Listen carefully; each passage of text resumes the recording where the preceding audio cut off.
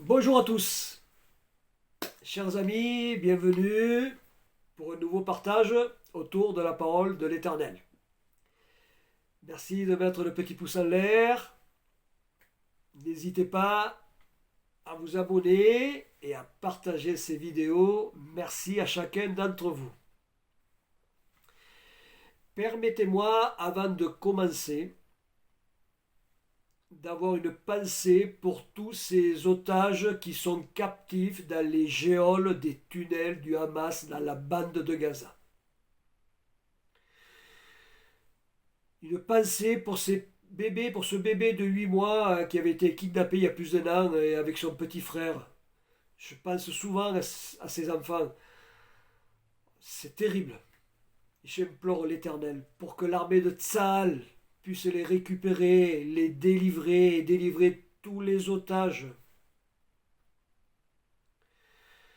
Que l'Éternel bénisse et protège son armée de Tsahal, armée courageuse, armée vaillante. Que l'Éternel protège ses soldats et ses soldates, toute son armée. Que l'Éternel donne force et courage à tous ses combattants.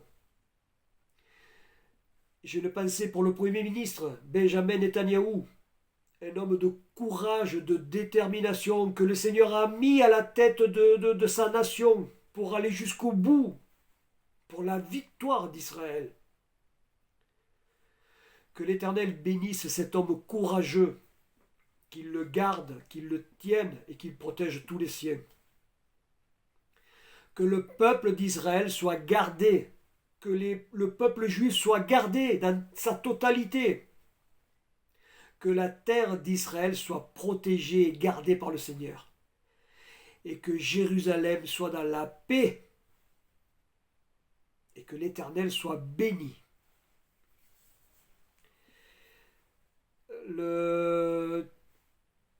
Ce thème est sur la bonne nouvelle. Et pour commencer, pour débuter ce partage, un premier texte dans le livre d'Ésaïe, au chapitre 52, Ésaïe 52, verset 7. Qu'ils sont beaux sur les montagnes les pieds du messager de bonne nouvelle qui publie la paix, du messager de très bonne nouvelle qui publie le salut, qui dit à Sion, ton Dieu règne. Oui, le Seigneur l'Éternel règne à Sion, à Jérusalem. C'est la bonne nouvelle.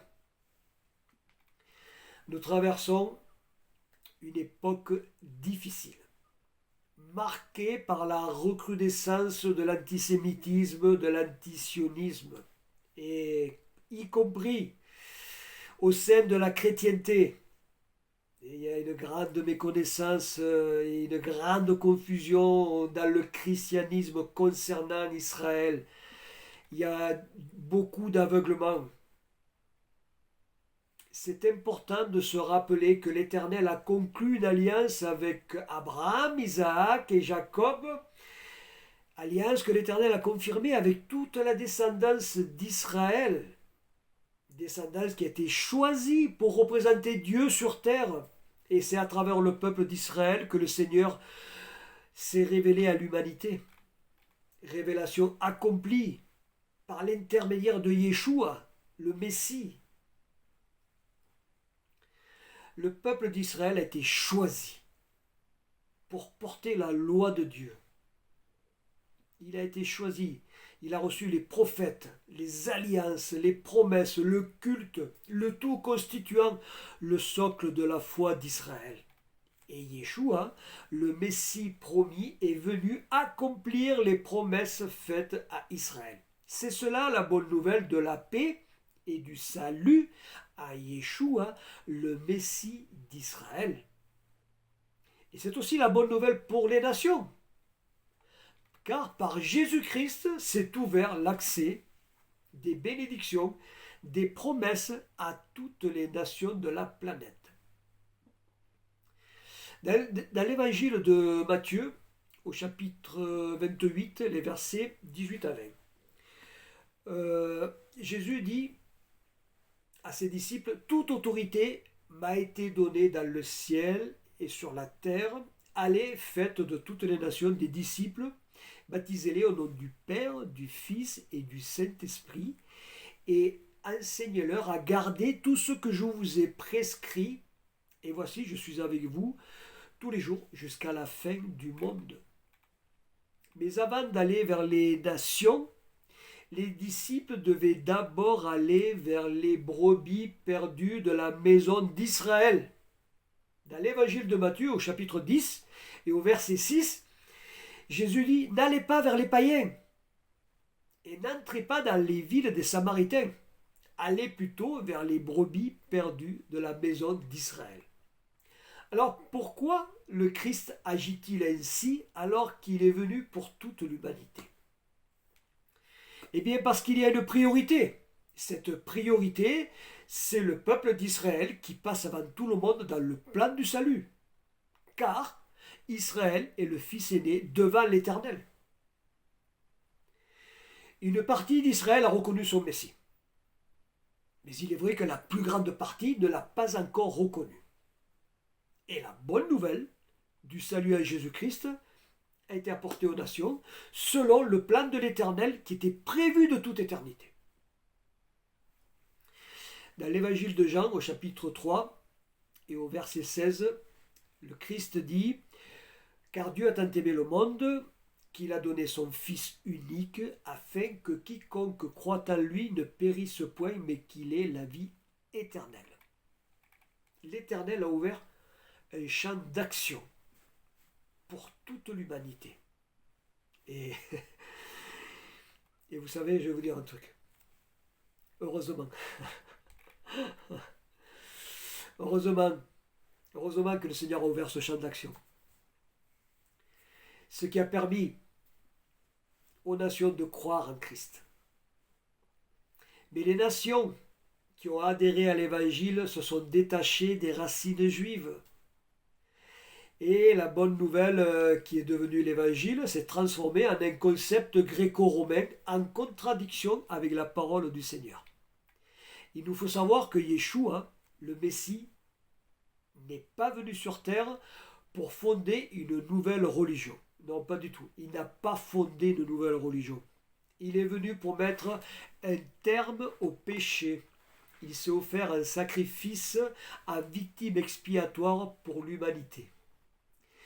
Dans le livre toujours d'Ésaïe, au chapitre 53, est prophétisé la souffrance du Messie, la souffrance du serviteur de l'Éternel qui est le Messie.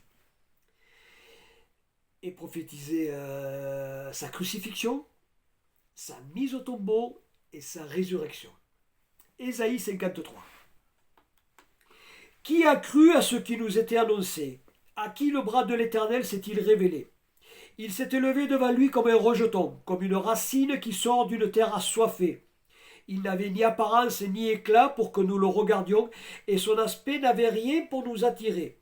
Méprisé et abandonné des hommes, homme de douleur et habitué à la souffrance, semblable à celui devant qui l'on se voile la face, il était méprisé et nous ne l'avons pas considéré.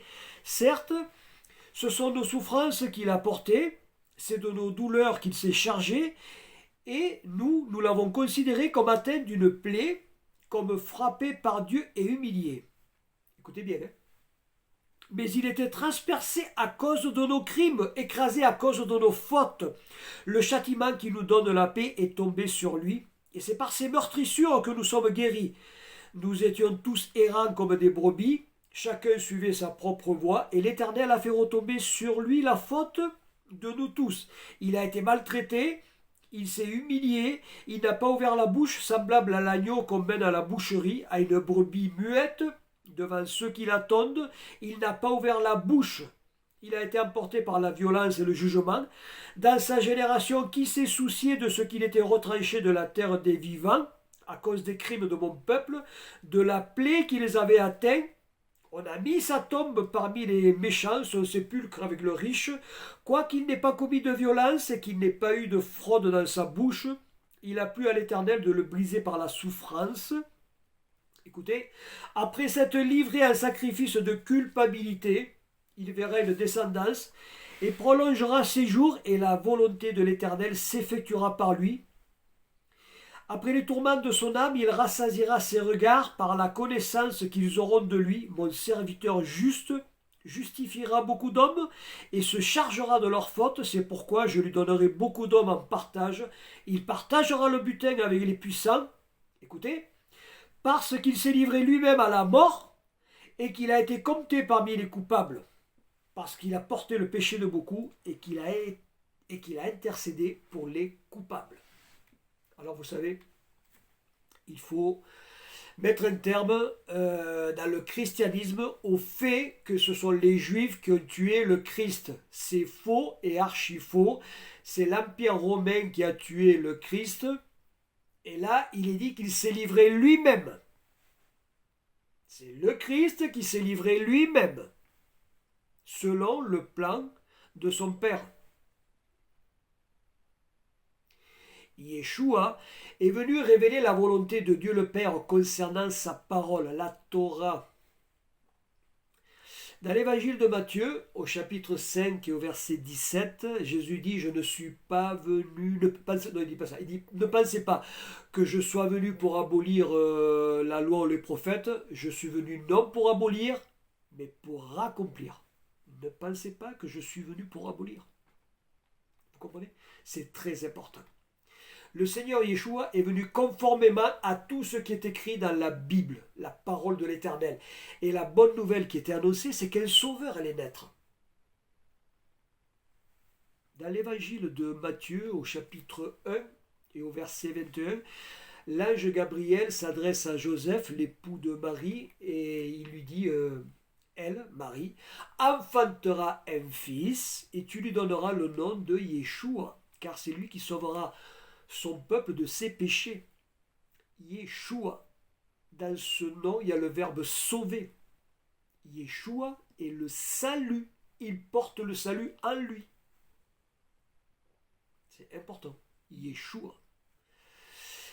Le Messie est venu pour sauver le peuple d'Israël de ses péchés, pour accomplir la loi et les prophètes et pour apporter au monde le salut en son nom.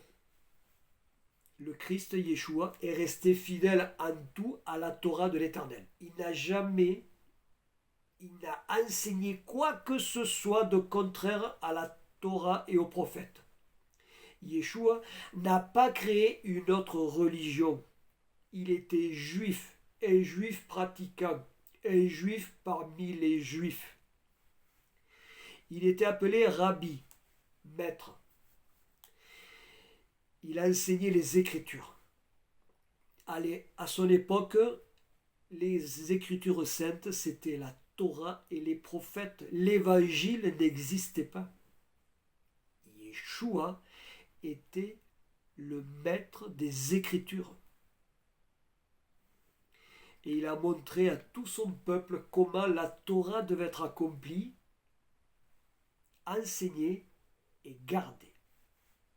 Il n'a rien changé, il n'a rien modifié des Écritures saintes. Yeshua a observé la loi d'Israël conformément à la Torah de l'Éternel son Père.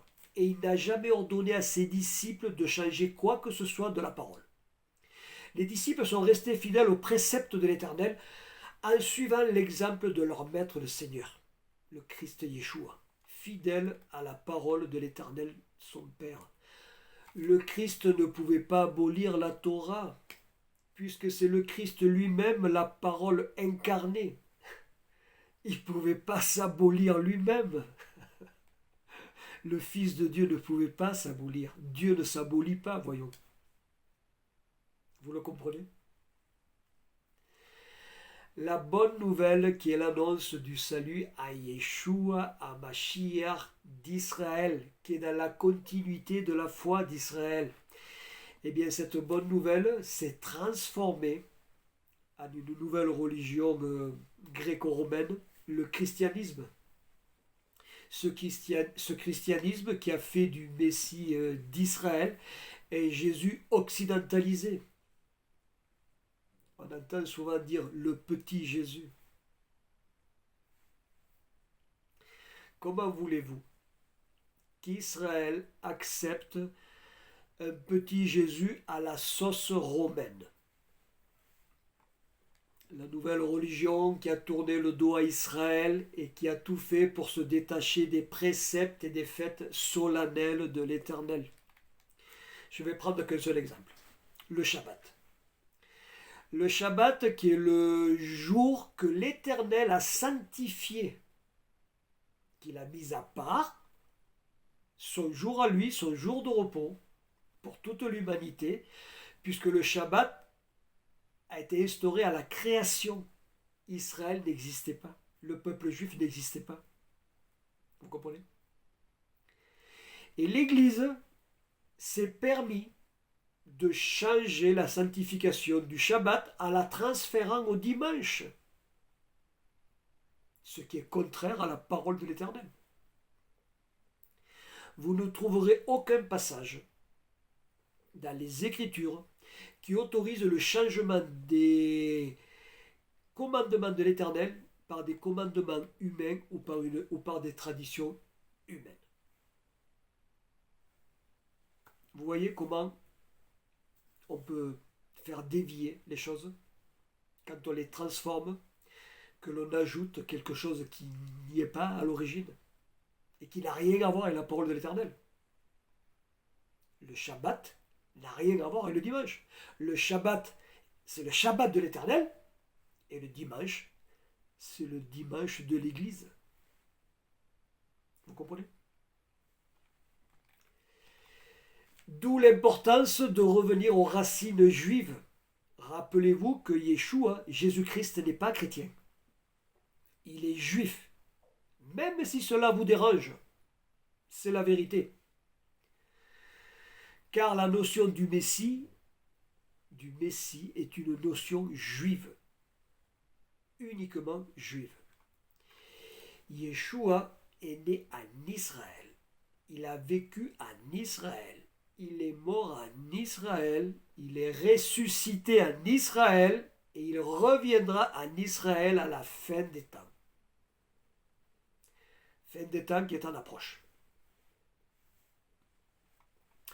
La bonne nouvelle, l'évangile, ce n'est rien d'autre que la Torah simplifiée pour les nations. L'évangile est en harmonie complète avec les préceptes de la Torah de l'Éternel. On ne peut pas dissocier l'un de l'autre. C'est bien ce qui est écrit dans le livre d'Ésaïe au chapitre 8 et au verset 20, qui dit « À la loi et au témoignage, si on ne parle pas ainsi, il n'y aura pas d'aurore pour le peuple. » La loi, c'est la Torah. Le témoignage, c'est la bonne nouvelle, c'est l'évangile. Les deux ne font qu'un, comme le Père et le Fils ne font qu'un. Dans l'évangile de Jean au chapitre 30 au chapitre 10 et au verset 30, le Christ dit « Moi et le Père, nous sommes un ». En hébreu, Echad, un, unique. Unité parfaite entre Yeshua et le Père éternel. Union parfaite, unité parfaite entre la Torah et l'Évangile. Ce qui devrait être également l'unité parfaite entre le peuple juif et entre le peuple chrétien. Ce qui devrait être également l'unité entre la synagogue et l'Église. Mais la majorité d'Israël n'a pas accepté le Messie Yeshua. Ça va venir, puisque la prophétie est là, elle est écrite, elle va se réaliser bientôt. Par contre, l'Église a créé ses propres lois, et elle s'est détournée d'Israël et des préceptes bibliques, et qui plus est, l'Église a voulu prendre la place d'Israël en se disant l'Israël spirituel. Mais Israël est bien physique, il est bien réel, il est bien là, à sa place. Comment l'Église peut-elle dire qu'elle est Israël? Non, l'Église ne sera jamais Israël. Parce que l'Église sort du peuple d'Israël.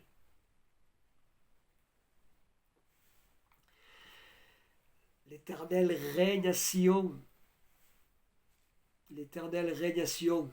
Parce que c'est à Sion que viendra la nouvelle Jérusalem. Vous savez comment on dit Jérusalem en hébreu? Yerushalayim, parce qu'il y a deux Jérusalem.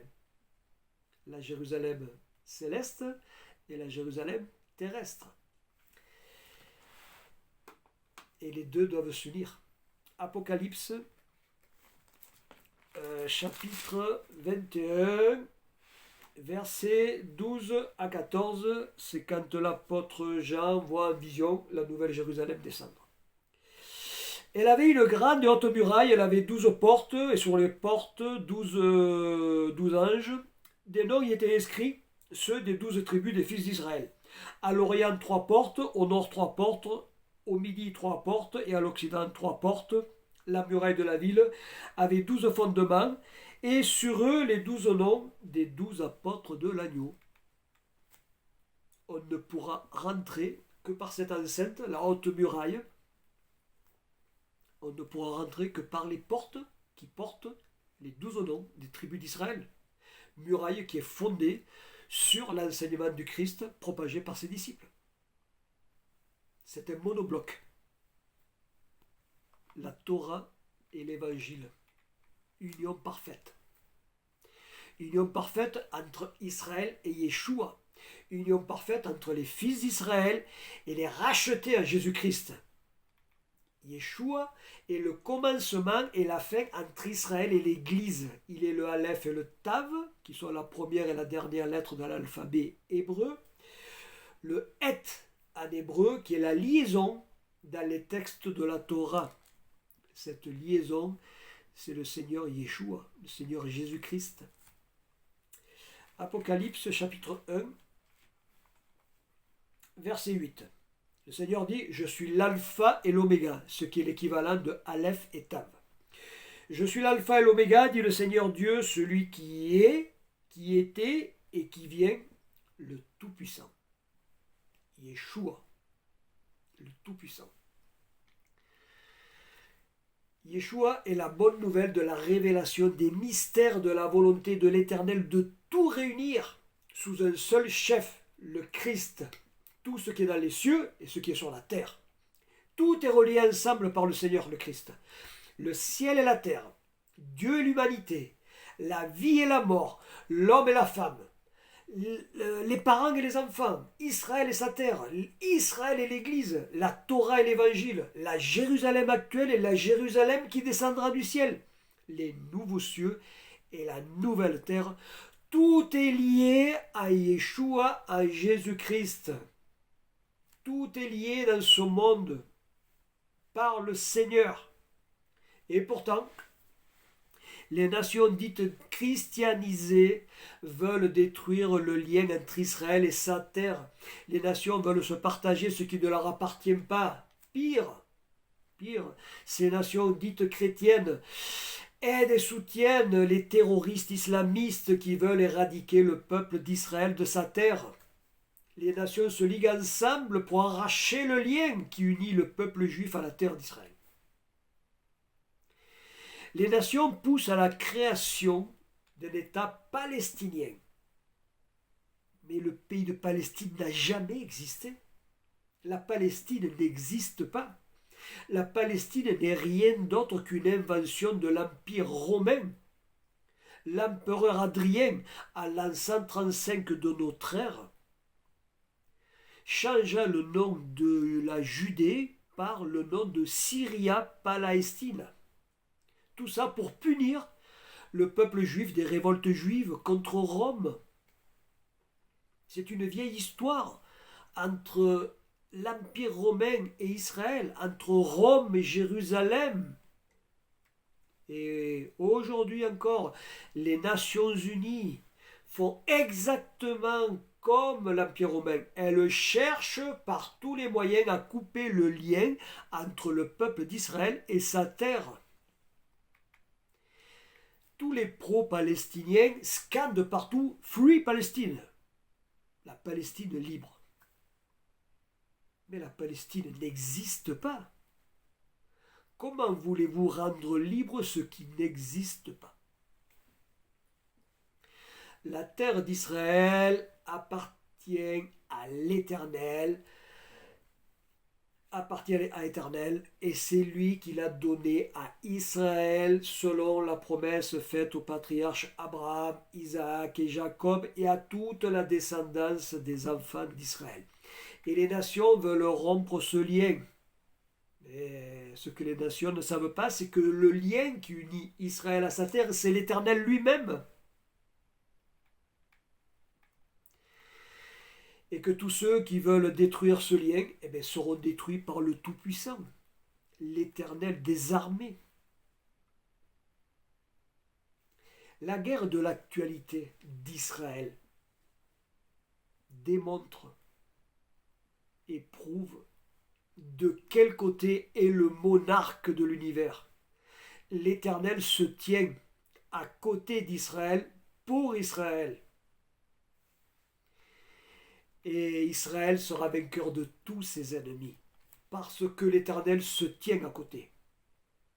L'Éternel règne à Sion. C'est ça la bonne nouvelle.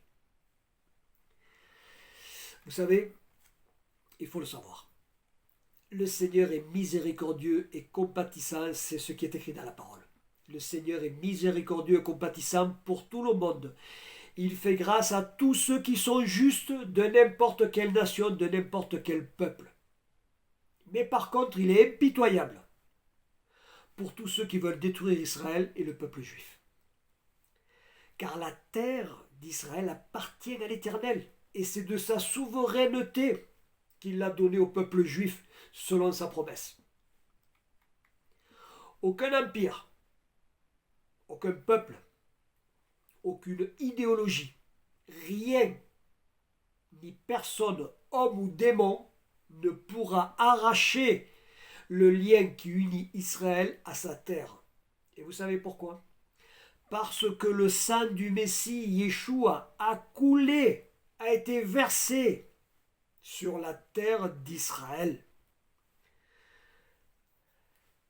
Le sang du Christ a été répandu, le sang de Yeshua a été répandu à la croix. Et Yeshua, le Christ, a racheté son peuple et la terre par son sang. Par son sang, le Seigneur a signé l'acte de propriété de la terre d'Israël pour Israël. Le sang du Christ est le prix payé par Dieu pour sauver son peuple et pour qu'Israël garde sa terre. Alors réfléchissez, vous tous qui voulez détruire Israël, qui voulez faire du mal au peuple juif. Si vous ne respectez pas le sang que le Seigneur a versé, et si vous ne faites pas du sang du Messie l'objet de votre salut, sachez que c'est votre sang qui vous sera redemandé et vous en payerez le prix. Car l'Éternel règne à Sion.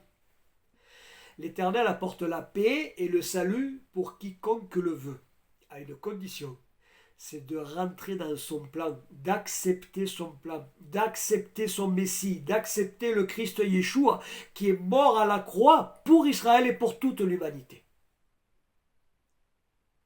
Et quiconque l'accepte est sauvé.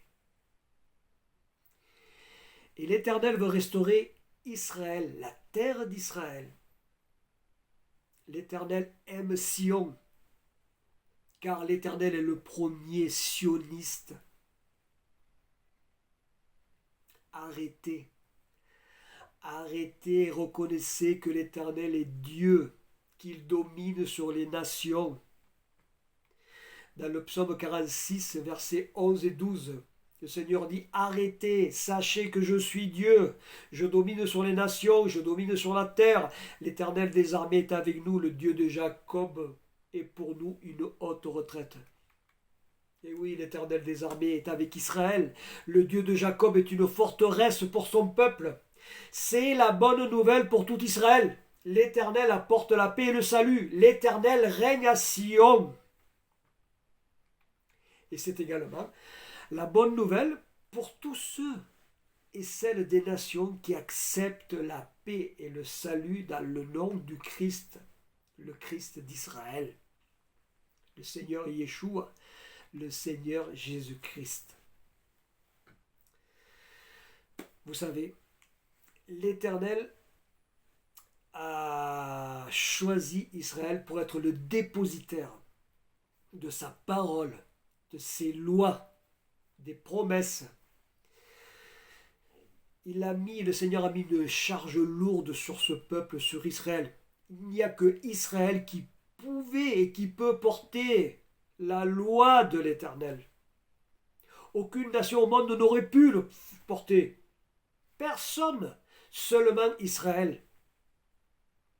La preuve, c'est qu'il a fallu qu'il envoie son Fils en personne pour que les nations puissent, par le Christ, comprendre la loi de Dieu. Seul Israël le pouvait. Alors arrêtez de juger Israël. Arrêtez d'incriminer Israël.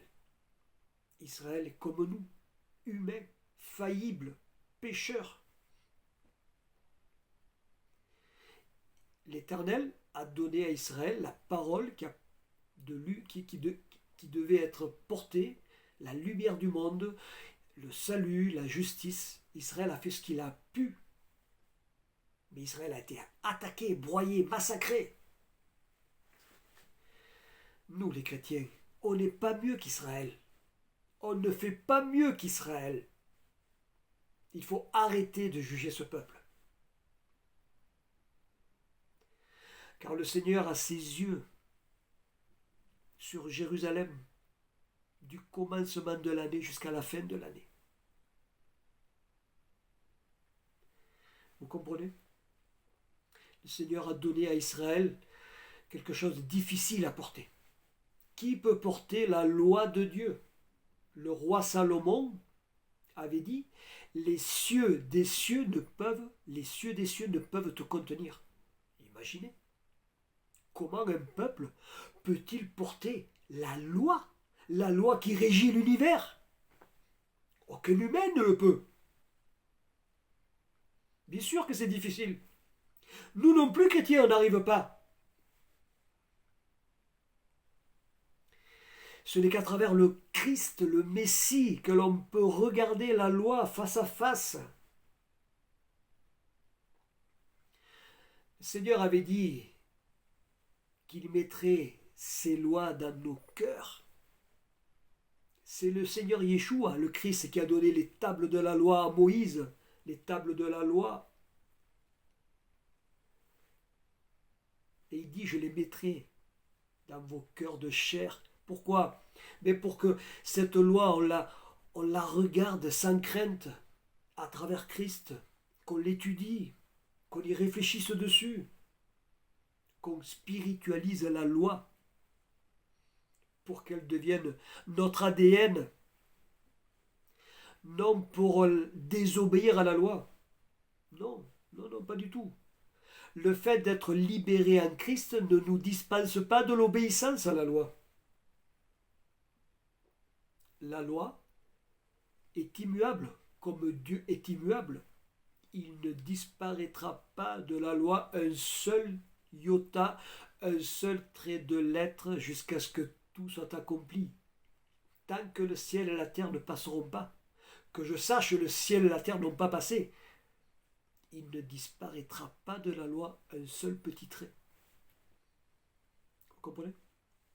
C'est très important de bien saisir cela et d'arrêter de regarder le peuple juif comme un peuple désobéissant et rebelle. Nous ne sommes pas mieux, nous les chrétiens, que l'Église catholique se regarde, que l'Église protestante se regarde, que les églises évangéliques se regardent, que toutes les églises se regardent face à la parole de l'Éternel. Et vous verrez qu'il y a des choses à modifier et à corriger. Ce n'est pas qu'Israël seulement, c'est Israël et l'Église. Et c'est pour ça que le Seigneur a donné son Fils, le Seigneur Yeshua, pour que dans son Fils, on puisse être conforme à sa parole.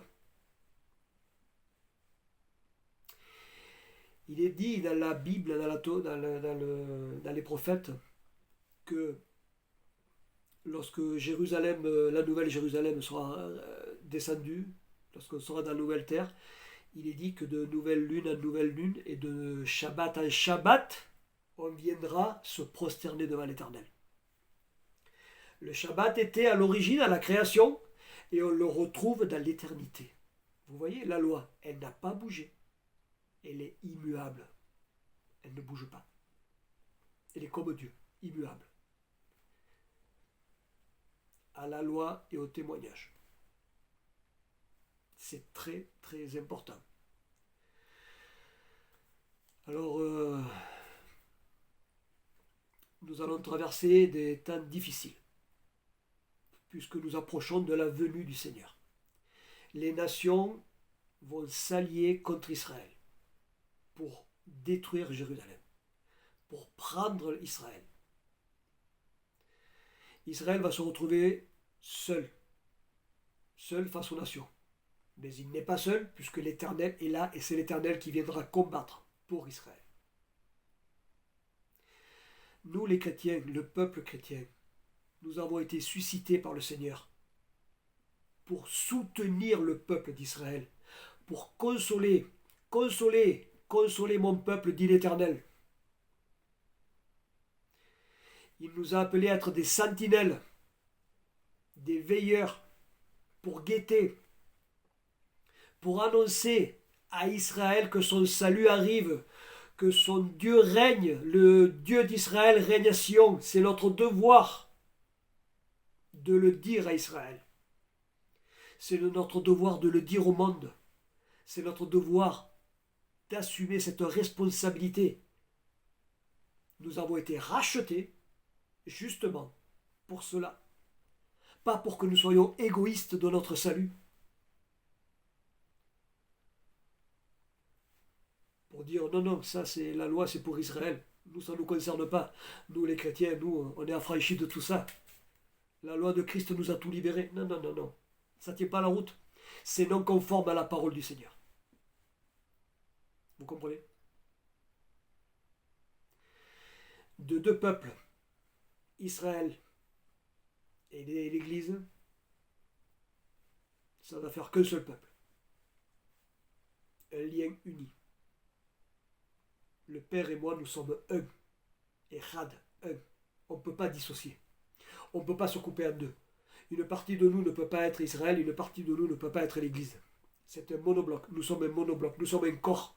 Ainsi nous a fait le Seigneur. Et nous marchons sur deux jambes. La Torah et l'Évangile. Nous avons deux bras. La Torah et l'Évangile.